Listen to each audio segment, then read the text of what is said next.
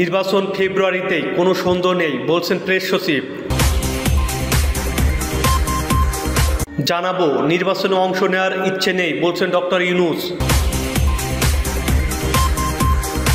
জানিয়ে দেব, নির্বাচন দিতে ব্যর্থ হলে ডক্টর ইউনূসের নাম কলঙ্কজনকভাবে লেখা থাকবে বলছেন জয়নুল আবেদিন ফারুক। এবং সর্বশেষ জানাবো, জামাত এনসিপি নির্বাচনে না গেলে ডক্টর ইউনূস পদত্যাগ করতে পারেন বলছেন ফোয়াদ। এতক্ষণ শুনছিলেন সংবাদ শিরোনাম, এখন বিস্তারিত।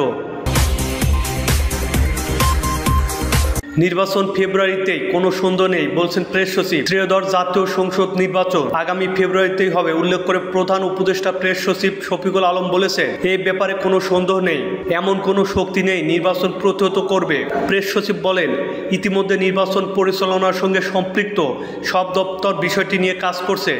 আমরা একটি শান্তিপূর্ণ নির্বাচন দেখতে চাই, আশা করছি সেটি সবার সহযোগিতায় সম্ভব হবে। জুলাই অভ্যুত্থানের শহীদদের স্মরণ করে প্রেস সচিব বলেন, যারা জীবন দিয়ে আমাদের জন্য একটি স্বাধীন দেশ দিয়ে গেছে, তাদের মর্যাদা সমুন্নত রাখতে সবাই ঐক্যবদ্ধভাবে দেশটাকে সুখী সমৃদ্ধ বাংলাদেশ হিসেবে গড়তে হবে। তিনি বলেন, বাংলাদেশে বর্ষাটা শুরু হয় জুন থেকে সেপ্টেম্বর পর্যন্ত। বর্ষাটা শেষ হলে দেখবেন পাড়া মহল্লায় নির্বাচনে আমেজ নেমে এসেছে।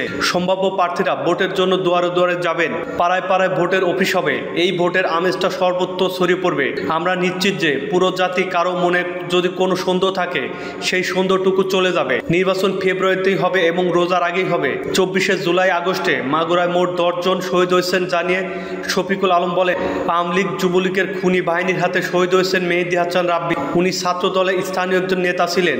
আমি তার কবরে গিয়েছিলাম। একই এলাকায় আল আমিন ছোট ব্যবসা করতেন ঢাকায়, ওনাকেও গুলি করে মারা হয়েছে। ওনার কবর মাগুরার উপকণ্ঠে রয়েছে, সেখানেও গিয়েছিলাম ফুল দিতে। মাগুরা জেলায় মোট 10 জন শহীদ হয়েছে, বাকি 8 জন প্রত্যেকের কবরস্থানে যাব। এই শহীদদের নতুন বাংলাদেশের নির্মাতা উল্লেখ করে তিনি বলেন, তাদের আত্মদানের ফলে আমরা নতুন একটা দেশ পেয়েছি। আমরা কাজে আজকের এই দিনে সবাই মুখ ফুটে কথা বলতে পারছি। আমরা এখন পলিটিক্যাল সেটেলমেন্ট করছি, সামনে সুন্দর একটি নির্বাচন হবে। শহীদদের কারণে আমরা নতুন বাংলাদেশটা পেয়েছি। নির্বাচনে অংশ নেওয়ার ইচ্ছে নেই বলছেন ডক্টর ইউনূস। সক্রিয় রাজনীতিতে অংশগ্রহণ কিংবা নির্বাচনে প্রার্থী হওয়ার কোনো আগ্রহ নেই বলে জানিয়েছেন প্রধান উপদেষ্টা ডক্টর মোহাম্মদ ইউনূস। তিনি বলেছেন, না, আমি এমন লোক নই, আমার এমন কোনো সুযোগ নেই। প্রধান উপদেষ্টা জানিয়েছেন, সংস্কারের যে লক্ষ্য নিয়ে অন্তর্বর্তী সরকার গঠিত হয়েছে সেটিকে এগিয়ে নিয়ে যাওয়া তার কাজ। তিনি বলেন, গত 1 বছরে আমরা অনেকটা পথ এসেছি। এই আগস্টে আমরা আমাদের প্রথম বছর সম্পন্ন করেছি এবং আমরা অনেক কিছু অর্জন করেছি। ডক্টর ইউনূস বলেন, তার অন্যতম বড় অর্জন হলো ঐকমত্য কমিশন গঠন করা, যেটি 11টি সংস্কার কমিশনের উপর ভিত্তিতে তৈরি হয়েছে। ঐকমত্য কমিশন নির্বাচন সংক্রান্ত সংস্কার প্রতিবেদন এ মাসের শেষের দিকে দিতে পারে, যার মাধ্যমে একটি গ্রহণযোগ্য নির্বাচন ব্যবস্থা গঠন করা যাবে। তিনি বলেন, আমরা এটির শেষ দিকে আসছি, সম্ভবত এ মাসের শেষ দিকে আমরা ঐকমত্য কমিশনের প্রতিবেদন পাব। এই ঐকমত্য কমিশনকে রাজনৈতিক স্পর্শকাতর ও অন্যান্য বিষয়গুলো নিয়ে রাজনৈতিক দলগুলোর থেকে সম্মতি আদায়ের দায়িত্ব দেওয়া হয়েছে। প্রধান উপদেষ্টা বলেন, রাজনৈতিক বিষয়ে আপনার একটি ঐকমত্য প্রয়োজন। সংসদ এক কক্ষ বিশিষ্টের নাকি দ্বিকক্ষ বিশিষ্ট হবে, এটি নিয়ে অনেক বিতর্ক রয়েছে। দেশ এখন সঠিক পথে যাওয়ার আগামী বছরের ফেব্রুয়ারিতে নির্বাচন আয়োজনের জন্য বাংলাদেশ প্রস্তুত বলেও জানান তিনি। আর এবারে নির্বাচনটি আগের 3টি মিথ্যা নির্বাচনের চেয়ে ভালো হবে প্রতিশ্রুতি দিয়ে তিনি বলেছেন, অনেক বছর পর প্রথমবারের মতো জনগণ একটি নির্বাচন পাবে, কারণ আগে নির্বাচনগুলো ছিল মিথ্যা নির্বাচন। কেউ ভোট কেন্দ্রে যায়নি, মানুষ জানে না ভোট কেন্দ্রে কি হয়েছে। যেসব লাখ লাখ ভোটার হাসিনার আমলে ভোট দিতে পারেননি, তাদের জন্য এবারের নির্বাচনটি অনেক বড় হবে বলে জানান তিনি। নির্বাচন দিতে ব্যর্থ হলে ডক্টর ইউনূসের নাম কলঙ্কজনকভাবে লেখা থাকবে বলছেন জয়নুল আবেদিন ফারুক। বিএনপির চেয়ারপারসন উপদেষ্টা এবং সাবেক বিরোধী দলীয় চিফ হুইপ জয়নুল আবেদিন ফারুক বলেছেন, যদি ডক্টর ইউনূস একটি সুষ্ঠু নির্বাচন দিতে ব্যর্থ হন, তবে ইতিহাসে তার নাম কলঙ্কজনকভাবে লেখা থাকবে। তিনি বলেন, জনগণের আকাঙ্ক্ষিত নির্বাচন নিয়ে কোনো ষড়যন্ত্র হলে বিএনপি নয়, জনগণই তা প্রতিহত করবে। ফারুক বলেন, জনগণ দীর্ঘ 16 বছর ধরে ভোটাধিকার প্রয়োগের জন্য অপেক্ষা করছে, কিন্তু 71 বিরোধীরা বিরোধীরা ষড়যন্ত্র করে পিআর পদ্ধতিতে ভোট চাচ্ছে। যদি দেশে একটি অবাধ ও সুষ্ঠু নির্বাচন হয় তবে আল্লাহ ছাড়া কেউ ধানের শীষকে রুখতে পারবে না। ডক্টর ইউনূস সম্মতির সম্মানিত লোক, সারা বিশ্বে তার সুনাম রয়েছে, কিন্তু তিনি যদি সুষ্ঠু নির্বাচন উপহার দিতে ব্যর্থ হয় তাহলে ইতিহাস তার নাম কলঙ্কজনকভাবে লেখা থাকবে। তিনি বলেন, যারা বুকে রক্ত দিয়ে দেশের স্বাধীনতা এনেছে তাদের বিরুদ্ধে ষড়যন্ত্র করে দেশে অস্থিরতা সৃষ্টি করলে দেশে মানুষ সেটা রুখে দেবে। এই দেশটা এখন জনগণের, এটা এখন আর হাসিনার বাংলাদেশ নয়। মানুষের ভোটাধিকার ফিরিয়ে আনার জন্য 16টি বছর অপেক্ষা করেছি। এখন যদি কেউ সেই ভোটাধিকার হরণ করতে চায় তাহলে তার জবাব আপনারাই দিবেন। নেতাকর্মীদের উদ্দেশ্যে সাবেক এই চিফ হুইপ বলেন, আগামী ফেব্রুয়ারিতে নির্বাচনের যে ট্রেন্ড চালু হয়েছে তাতে আপনারা মানুষের সমর্থন তখনই পাবেন যখন বয়োজ্যেষ্ঠদের সম্মান করবেন, গ্রামে যারা অত্যাচার করে তাদের রুখে দিবেন, পদ নয় বরং দলকে ভালোবাসবেন। জামাত এনসিপি নির্বাচনে না গেলে ডক্টর ইউনূস পদত্যাগ করতে পারেন বলছেন ফুয়াদ।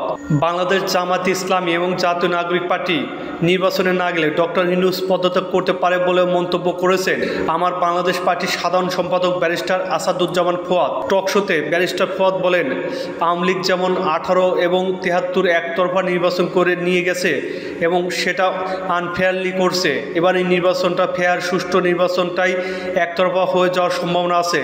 কারণ বিএনপির ইতিহাসে প্রথমবারের মতো তাকে সিরিয়াসলি প্রতিটি আসনে কম্পিট করার মতো কোনো প্রার্থী নাই। সেখানে সব দল যদি একত্রিত হয়ে যায় তারপরে বিএনপির এগেনস্টে 100 প্রার্থী দেওয়াও সিরিয়াসলি কঠিন হবে। তিনি বলেন, তবে বিএনপির সবচেয়ে বড় চ্যালেঞ্জ হবে বিএনপি নিজেই। 130 থেকে 135 আসনে বিএনপির বিদ্রোহী প্রার্থী আছে এবং তারা একে অপরের বিরুদ্ধে খুবই স্ট্রং। তাহলে সেই রকমের একটা একতরফা সুষ্ঠু নির্বাচন কি বিএনপির জন্য সম্মানজনক হবে কিনা? বিএনপি ফাঁকা মাঠে গোল দিয়েছে, কেউ ছিল না। ফুয়াদ আরও বলেন, জুলাই সনদ বাস্তবায়ন নিয়ে দলগুলোর ভিতরে সিরিয়াসলি ইস্যু তৈরি হয়েছে। আমরা এগুলোতে একমত হয়েছি। বাস্তবায়ন কিভাবে হবে, বাস্তবায়নের ব্যাপারে কমিশন যে প্রস্তাব করেছে এটা আসলে বিএনপির প্রস্তাব। আগামী সংসদ 2 বছরের মধ্যে এগুলো বাস্তবায়ন করবে, কিন্তু আমরা অনেকেই এই প্রস্তাবের সঙ্গে একমত নই। আমরা মনে করি ইতিমধ্যে আমরা যেগুলোতে একমত হয়ে গেছি সেটার জন্য আমি কেন 2031 সাল পর্যন্ত অপেক্ষা করব? যেমন ধরেন, আমরা সবাই মিলে যদি সিদ্ধান্ত গ্রহণ করি নারীদের আসন 50 থেকে 100-তে নেব, এটার জন্য আমি কেন 2031 সাল পর্যন্ত অপেক্ষা করব? এটা 2026-এ কেন হবে না? আমরা যদি সবাই একমত হয়েছে নারীদেরকে ন্যূনতম 5% সিটে সরাসরি নমিনেশন দেওয়ার চেষ্টা করব, সেটা 2032 সালের জন্য অপেক্ষা করব কেন? আমরা যদি সবাই একমত হই যে কেউ 2 টার্মে বেশি প্রধানমন্ত্রী থাকতে পারবে না, তাহলে সেটার জন্য অপেক্ষা করব কেন? এটা তো এখনই দরকার।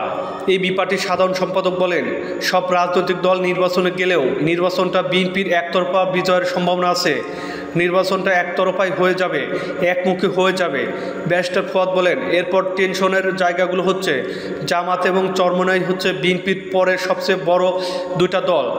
তারা যদি পিআরের বিষয় খুবই স্ট্রংলি থাকে যে আমরা সংসদে পিআর চাই, উচ্চ কক্ষ না হলে এখন যেভাবে আছে সেই সংসদে পিআর হবে, এবং তারা যদি এই ইস্যুতে নির্বাচন বয়কট করে, এনসিপি নিম্নকক্ষে পিআর চায় নাই, তারা যদি সংস্কার এবং জুলাই সনদ বাস্তবায়নের পদ্ধতির ব্যাপারে তারা যদি অ্যাডামেন্ট থাকে তাহলে আলটিমেটলি যেটা হবে সেটা একতরফার দিকে চলে যাবে। এবি পার্টির নেতা বলেন, তখন সরকারের সামনে এবং বিএনপির সামনে অপশন থাকবে যে বিএনপি এখন যুগপদ আন্দোলনে থাকা যাদেরকে আসন নেওয়া করতেছে তারা বিরোধী দলে চলে যাবে, এরকম একটা অপশন হবে।